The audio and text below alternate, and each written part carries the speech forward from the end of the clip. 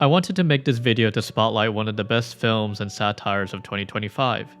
It's a film that really strikes at the core systems that control our lives, conditions that force people into making desperate and terrible choices and nurture us towards violence. A story so universal that it's adapted across time by artists from all around the world, such as the United States, or South Korea, or Greece, since one of the directors for one of the adaptations originates from there. And I wanted to talk about it because I was surprised by the recognition the film received, especially by the Academy, since it was actually nominated for Best Picture. Of course, I'm talking about Begonia and the original film Save the Green Planet.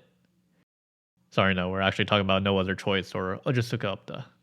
That was just another strange coincidence I want to make 10 cents off of. Sadly, the actual subject of this video was not recognized by the Academy, but neither am I surprised since Park Chan-wook's previous projects also didn't have much of a spotlight despite how incredible they are. And aside from those specific similarities, those two stories hold different perspectives on class conflict.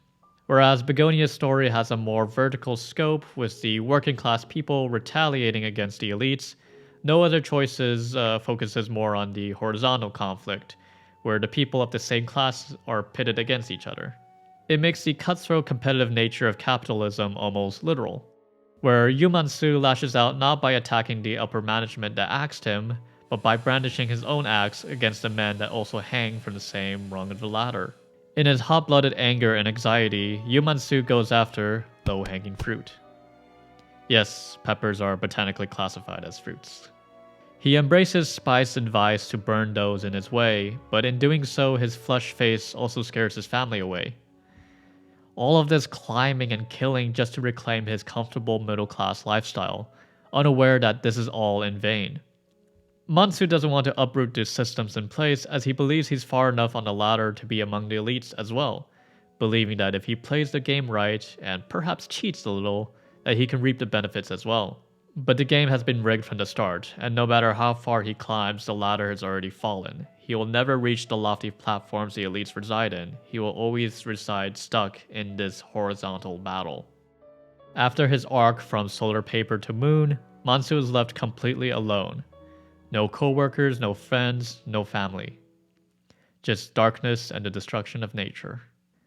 Red peppers are significant in No Other Choice. They plant the seeds for Mansu's wicked plan, they provide shade and cover for his fake company, and they remain in the background during his hilarious and iconic first murder attempt. Although this last detail isn't seen, but rather heard, much like many important details in this film. The song that plays is Gochujamjari, or Red Pepper Dragonfly. It's about a man that laments to his mother how lonely and aimless his life has been. However, by the time he sobers up, he realizes that, much like his youth, his mother has already passed away, both buzzing by like a dragonfly. Red peppers or gochu carries further significance in Korean culture, not only for being a staple in many of our dishes, but also for being a euphemism for masculinity, giving another meaning to low-hanging fruit. Masculinity is another reason for all the burning and pain. It feels like everything falls sorely on the man to provide and protect the family, to hunt and kill all those in the way. Masculinity and capitalism both work as the snake or the eel to lurk. Well, actually maybe that's not the right term. Both aren't really perceived because they're so small and furtive. They're beasts so massive that we don't realize we already reside within its belly. They're the very foundation the family tree and home is built on, and buried underneath is a history of violence, failure, misery, and crime. These are foundations that nurture all into such extremes regardless of nature, as demonstrated by Mansu and his son not being biologically related, but nonetheless throw themselves into crime for the sake of the home. But these two foundational plates are not in perfect harmony. They are violently rubbing and colliding against each other, generating quakes that everyone feels but ignore, especially in South Korea. It isn't possible for the working man to provide on his own anymore. Everything comes at such a high price to where the spouse and even the children have to contribute to the household. However, this contradicts with the traditional idea that the woman is to remain at home to care for the children. She can't be at the office and she can't be at the kitchen at the same time, and neither can she spend all day at the office and all night in the kitchen. Men would have to step up to contribute at home, both working at the office and the kitchen. And despite all the effort, playing the game fairly is just not enough. The only time in this film where both men and women collaborate, or where any instance of collaboration is made, is when engaging in crime or other morally dubious acts. These two snakes are biting each other like Ouroboros and taking us along with them into oblivion.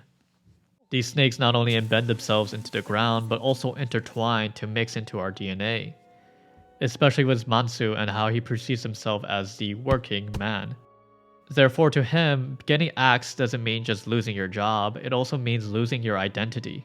It feels like you're stripped of your manhood, your ability to provide and shelter for your family. And after 13 months of retail work, I kinda see why he became homicidal. His pride has been ruined, his morality decayed, and his patience broken.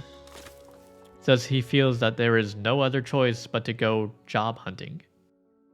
But in trying to reclaim this one piece by killing other men, he kills the other parts of himself. He kills Mansu the husband and Mansu the father, the aspects that are most inscribed on a tombstone, not being pulp man of a certain year. When going out to kill a man, make sure to dig 2 graves, or 3, or however many plus 1. But of course, it didn't have to be this way. Mansu had a life outside of paper. While his job involved the destruction of nature and life, his hobby sustained them. He could have adapted his gardening skills into a new career, but instead he adapts them into further destruction just to reclaim his old career. Or even if he wanted to stay in paper, he could have seen all of these men as collaborators rather than competitors. Unlike his failed union at the start of the film, he could have made Red Pepper Paper a real company with all of his victims. Paper also kept these men fed for 25 years. They share the same passion over paper. They also have issues with their wives, adore their daughters too much, and struggle with alcohol. It's a shame we won't get to see these men with red flushed faces talk about white paper while surrounded by green bottles. That apple juice, of course. And the parallels probably extend beyond the screen. In these men, you might see your father, your friends, your coworker, or even yourself. Though that might hit too close to home, but you can lax concern as indicated by the song at the end. The title of this piece is Le Bonnage, or The Banter. This story is a mere jest, fiction and satire, a jab awaiting a response. I kinda see this song functioning in a similar way to the preface for the original novel, relating to how much truth fiction can speak and how much it is allowed to speak. The hope for all this madness is that the fruit it bears makes it all worthwhile. That perhaps this will just be a sad song for the next generation to play, distant from all the trauma and harm. A sad ending made beautiful by artists, like the daughter that parrots what others say. But in this film, that quirk isn't all that strange. Everyone echoes each other. We're all hypocrites in the same way. We create parallels that extend beyond time, beyond language and culture, and beyond fiction and reality. There's a comfort in denying our free will. In doing so, we will never be held accountable for negative outcomes. Under these conditions, whether we choose to fight or ease our way through, we all tell ourselves the exact same lie. That there is 어쩔 수가 없다. 어쩔 수가 돼 있어. 어쩔 수가 없어. 어쩔 수가 없다고. 어쩔 수가 없죠. 한국에서 Sorry, there's no other choice. But that's just my interpretation. I'm happy to discuss in the comments what they think. I'm sure the snakes could have a lot of different interpretations, and one thing that I'm clueless about are the names. When I first watched the film, I thought the way that Riwon and Siwon were spelled were almost typos. And I thought that maybe Yumansu is like humans, but with a very thick Korean accent. But I know that one's a stretch. But at the same time, like, it was also a stretch for people to think that Odessu from Old Boy sounds vaguely Greek. But anyways, I couldn't squeeze all of my observations into this video because I really wanted to make it as concise as possible. Also, this is actually the first time I've filmed my face for my channel. Movies are more sensitive about how much footage is shown, at least relatively compared to video games. But really, I realize that more and more how important it is to interface with a face, with humans and their imperfections, especially in this AI age.